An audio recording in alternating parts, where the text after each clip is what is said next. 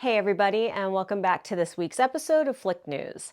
Izola here with Flick Direct, and if you're new, this is where I share some of the newest movie news that we've received within the last week. So, grab your popcorn, sit back, relax, and let's get this started. First, we got some big news, but I look at it more as bad news. There was a Star Wars movie that was slated to come out around December of 2026, but it looks like we are not getting that as it's being pushed back. I didn't even know if anything had started, seeing as how we hadn't heard anything too much about it, whether or not they even started a script, who knows. But instead, we're getting Ice Age 6. We're up to 6 now. I didn't even realize that because I think I stopped watching it after 2. But hey, you know, something new for the kiddos, I guess. Now, this also comes after some setbacks for the Rey movie that they were working on as they lost their screenwriter. So Star Wars franchise isn't really doing too well right now with all these setbacks or postponements or not happenings at all. Now, while it wasn't actually said that this movie was related to the Rey project, it's kind of feeling like it is, just based off of, you know, how they're now postponing it potentially indefinitely. You know, if you lose your screenwriter, that kind of stops things from moving forward. So now don't worry, because the Mandalorian and Grogu movie is still set for May of 2026. And it does also look like there's another one coming out for December of 2027. So us Star Wars fans still have some things in the works that we can look forward to. And honestly, we don't need something new every 6 months. So, you know, if this 2026 movie is not going to work out, I mean, they have time. We can wait because we have other options.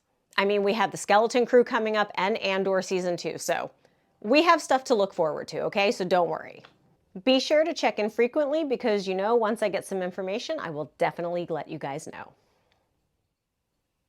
Next, the Fantastic Four movie is looking to be shaping up to be something fairly exciting now that we've got a little bit more information on what the movie's going to be about and how and where it's going to be set. So if you're looking forward to that, I've got some information for you. Now, we are all aware of who is going to be starring in the movie and who we are going to be seeing, and that it also takes place during the 60s, which I find to be a very fascinating time, a very fun time, especially because it's mid-century modern, but then it's starting to kind of creep into, you know, some, I'd say mid-century modern meets psychedelic, maybe? You know, there were a few things that happened in the 60s that I remember my grandmother talking about. So, you know, who knows if they'll touch upon those, but we'll have to wait and see on that. That was not revealed. What was also revealed previously was that we were getting Galactus and Silver Surfer. So for those of us who are fans, that was very exciting news when we first got that. Now, the movie's synopsis hints that this is going to be a very personal fight for the team, especially as they're trying to stop Galactus's destructive plans, which, if you know anything about the comics, Galactus doesn't go down without a fight, and it's pretty devastating. So it should be very cool to watch on the big screen, and I'm really looking forward to that. Now, we also know that John Malkovich, Walter Hauser, Natasha Lyonne, and also Sarah Niles will have acting roles in the movie, but they have not confirmed what those roles will be at this time, which I'm fine with that because, you know, I like surprises. Michael Giacchino will be making the score, and then the movie is supposed to come out in July of 2025. So it's almost right around the corner. This year has flown by fast, so 2025 is going to have a lot for us, even though some things have gotten postponed. But, you know, at least we have another reason besides Deadpool and Wolverine to hear Flame On. So I don't know if you're excited about that as I am, but although every time I hear it now, I just laugh because, you know, it's just too much. But anyway, if anything else comes out, which I'm sure we'll start getting some trailers pretty soon, I will definitely share those with you, so stay tuned. In other news, the Predator franchise is actually taking a very bold turn with the new Badlands movie that's coming out.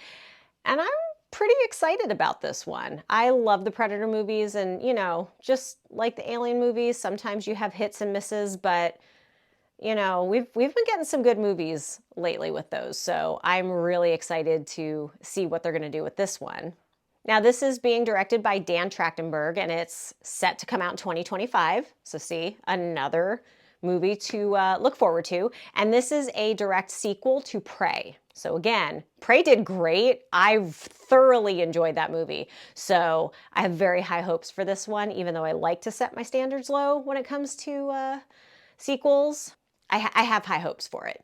Now, something that's different is that this is actually going to take place on an alien planet. Now, what's the twist that they have released? Because, I mean, inquiring minds want to know, right? Well, this time, the Predator is actually the protagonist. It's going to be very interesting. But Dan Trachtenberg really aims to make the creatures very emotionally compelling as well as intimidating. So I'm really curious to see how that's going to be pulled off. But, I mean, obviously, we would be aliens to them, and we can show very compelling emotions depending on the situation. So I really don't think that it would be that difficult, even though they're not speaking a language, to really be able to show the emotions and really actually make us feel for them as a protagonist.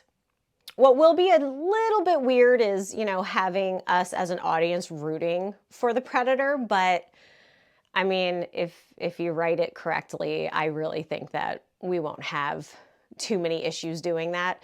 Again, very curious as to where the storyline's going to go, but it's a nice twist, not just following the same pattern of, you know, how the Predator usually is the antagonist. While a Predator is going to be front and center, that doesn't mean that the humans will not play a role in the movie. I know that Elle Fanning is actually going to be playing a few different roles in it. Not that too much has been disclosed on that, but we will definitely be seeing the human race in there. How they will be portrayed, we're just not too sure yet. What I did find interesting is that Trachtenberg actually said that Fanning definitely went through some physical and dramatic things on set. So, you know, this is not just going to be a cakewalk for her or any of the actors. As again, it is a sci-fi thriller action-packed type of movie. So you're not just sitting there, you know, twiddling your thumbs. It's going to be a lot of action and a lot of demands on the actors themselves. Predator Badlands is actually set to be released November 7th of 2025 in the UK. So we'll have to wait just a tiny bit longer until the US gets it. There are no dates yet set for the US, but once I hear those, I will definitely let you guys know. Finally, Sophie Turner, who is best known as Sansa Stark in Game of Thrones, or maybe you liked her Jean Grey in the X-Men movies. I'd like them to redo Phoenix, but you know, that's a whole nother story. She is actually going to be playing that wonderful character that we all love, and I started with the video games, Lara Croft in Tomb Raider. Now, according to THR, this is going to be on Amazon, and Sophie Turner was actually on a short list. There weren't too many people that they had, that they wanted to play Lara.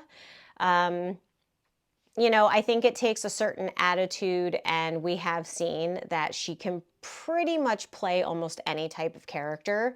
And she's extremely witty and very funny. So I feel like we're going to get enough sass and intelligence, I guess you would say, for this character, because Lara Croft is actually extremely intelligent, not just, you know, the female Indiana Jones type, if you would, you know, have to describe her as a character that we all know. Now, with these adaptations from video games to film and television, like Fallout, The Last of Us, you know, they're really jumping on this bandwagon, and I'm really, really hoping that they get this right, because although I've enjoyed the Tomb Raider films, there was always something a little lacking. So if they're going to do a TV production of this, hopefully they'll be able to expand on certain areas that they really weren't able to do in the films. But, you know, we'll just have to wait and see. And if you're like me, like I've said a billion times, low expectations, then, you know, you're rarely ever extremely disappointed. You can be like, it was fun to watch. I hope it's going to give us more than that. But, you know, if I set my expectations that low, then I can't be too disappointed. Now, I know I said she got the role, but she really is on a short list. So I'm kind of manifesting it, so to speak. Because again, I really feel that she does have such a wide range for acting skills that it would kind of be a miss if they did not attach her to this franchise. You know, but I guess we'll just have to wait and see. Again, there's been no information on it, but I really think that this would be the way to go and that it could really put a fresh new set of eyes and skills onto this movie or show. And yeah, I mean, we'll just have to wait and see. But if I hear anything new, which I'm assuming something's going to be released pretty soon, especially if they're, you know, mentioning her name and saying it's a short list, there's probably a 90% guarantee that she's our new Lara Croft.